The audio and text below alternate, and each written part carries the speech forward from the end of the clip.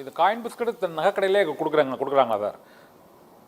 ஆமாம், எல்லா இடத்துலையும் இப்போ பேங்க்ல இருக்குங்க, போஸ்ட் ஆஃபீஸில் கிடைக்குது, அதே மாதிரி நகை கடையிலும் கிடைக்குது. எங்கே வேணாலும் வாங்கிக்கலாம், ஒன்றும் பெரிய பிரச்சனையே இல்லை. மறுபடியும் ரீசேல் பண்ணும்போதும் 100% அதுக்கு வந்துட்டு காசு கிடைச்சிடும். ஓகே. அப்புறம் இன்னொன்று இந்த கோல்டு பத்திரங்கள்னு சொல்லி வைக்கிறாங்களா சார்? அது கோல்டு பேப்பர் அப்படின்னு, பேப்பர் கோல்டு அப்படின்னு நம்ம இந்த ஈக்விட்டி மார்க்கெட்ஸ்லாம் வைக்கிறாங்க. அது வந்து பாதுகாப்பானது தானே சார்? அதாவது இந்தியாவை பொறுத்தவரை, இந்திய மக்களுக்கு பொறுத்தவரை டச் அண்ட் ஃபீல் தான். எந்த ஒரு பொருளும் வாங்குறாங்கன்னு சொன்னால் அதை அவங்க தொட்டு பார்க்கணும், கண்ணால் பார்க்கணுங்கிறது நிச்சயமாக விரும்புவாங்க. அதுவும் பெரிய அளவில் பணம் செலுத்தும் போது நிச்சயமாக அந்த பொருளை வந்து கண்ணால் பார்ப்பது தான் அவங்களுக்கு வந்து ஒரு சந்தோஷத்தை ஏற்படுத்தும். அதனால இந்தியாவை பொறுத்தவரை இந்த பேப்பர் கோல்டுங்கிறது ரொம்ப 1% மொத்த விற்பனையில் என்ன விற்பனையும் 2-1% தான் பேப்பர் கோல்டாக இருக்கும். மீதி எல்லாமே பிசிக்கல் கோல்டாக தான் இருக்கும். அதனால மக்கள் அதான் விரும்புறாங்க. அதை கொண்டு போய் பேங்க்ல அடமானம் வைக்கிறதோ இல்ல உடனடியே விற்கக்கூடிய சூழ்நிலை ஏற்பட்டால் எல்லாம் செய்வதற்கு பிசிக்கல் கோல்டு தான் நல்லது. இப்போ சட்ட ரீதியாக ஒரு வீட்டில் இவ்வளவு தங்கம் வைத்துக் கொள்ளலாம் என்று இப்போ பல விதிமுறைகள் கட்டுப்பாடுகள்லாம் வந்து விதிக்கப்பட்டிருக்கு. அந்த புதிய விதிமுறைகளின்படி ஒரு குடும்பத்தில் தங்கம் எவ்வளவு அவங்க வைத்துக் கொள்ளலாம் சார்? அதாவது ஒரு திருமணம் ஆன பெண்கள், வீட்டில் இருக்க திருமணமான பெண்கள் 500 கிராம் வரை எந்தவித கணக்கு வழக்கமும் தாக்கல் செய்யாமல், வருமான வரியில் எந்த கணக்கும் 500 கிராம் வைத்துக் கொள்ளலாம். ஆண்கள் வந்து 100 கிராம் வரை வைத்துக் கொள்ளலாம். இதற்கு எந்த கணக்கு வழக்குகளும் தேவையில்லை.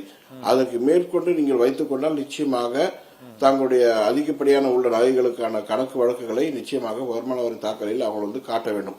இதுதான் இந்திய மக்களுக்கு கொடுத்துள்ள ஒரு வந்து உரிமை அப்படின்னு சொல்லலாம்.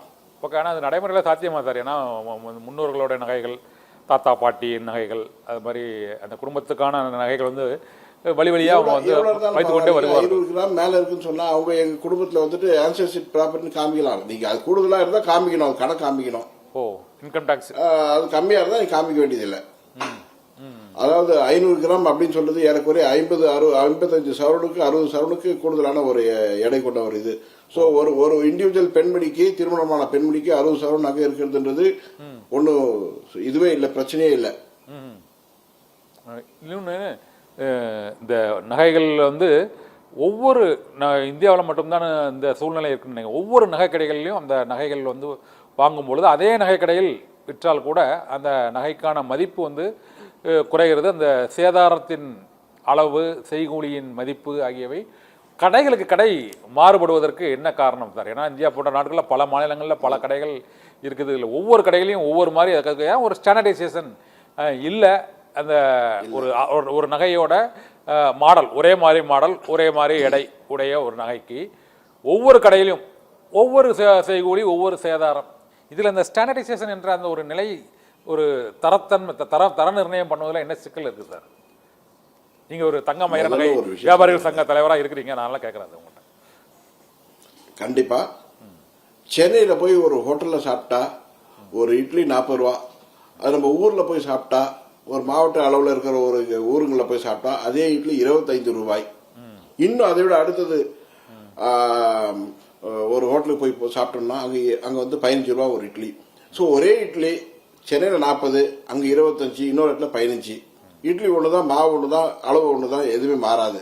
சரி, இடத்துக்கு இடம் மாறது எதுன்னு சொன்னால் அந்தந்த இடத்துக்கு உண்டான வாடகை, கூலி மற்றும் வந்து இப்ப சென்னையில வந்து ஒரு தொழிலாளியை வேலைக்கு வச்சுக்கணும்னு சொன்னா குறைஞ்சபட்சம் 25,000 ரூபாய் சேலரி தரணும். ஊருங்கள்னு சொன்னா 18,000 இருந்து 20,000 ரூபாய் கொடுத்தா போறோம். சோ எல்லா செலவுகளும் வாடகை கம்மி, எல்லாமே கம்மி. சோ இதுதான் வித்தியாசம். இந்த கூலி சேதாரம் வேறுபடுறது. ஜெயந்திரன் சார், இது உணவுப் பொருளுக்கு தங்கத்தையும் ஒப்பிடுவது வந்து உணவுப் பொருளுக்கான வந்து ஒவ்வொரு நாளும் வந்து அதுக்கான விலை லேபரை பொறுத்தவரை, தொழிலாளர்களை பொறுத்தவரை அவருக்கு உண்டான ஓவர் ஹெட்ஸ், நிர்வாக செலவுகள் இதெல்லாம் பாத்தீங்கன்னா நகரத்தை பொறுத்தவரை ரொம்ப அதிகம், வாடகை அதிகம். ஒரு ஸ்கொயர் ஃபீட் வந்து 100 ரூபா, 125 ரூபா, 150 ரூபா ஸ்கொயர் ஃபீட்டுக்கு இங்க வாடகை. ஊருங்களில் போனா ஒண்ணுமே இல்லை, 30 ரூபா 20 ரூபால ஒரு ஸ்கொயர் ஃபீட் வாடகை கிடைச்சிடும். இது எல்லாமே வந்துட்டு நிர்வாக செலவு தான் அந்த ஒரு இடத்துக்கு மாறுபடும். அந்த மாறுபாடு தான் இந்த விலை ஏற்றத்திற்கு வந்து ஒரு காரணம் சொல்லி. ஆனால் இந்த காயின் பிஸ்கட் இது வந்து உலகம் முழுவதும் ஒரே ரேட்டு தான் சொல்றீங்களா சார்?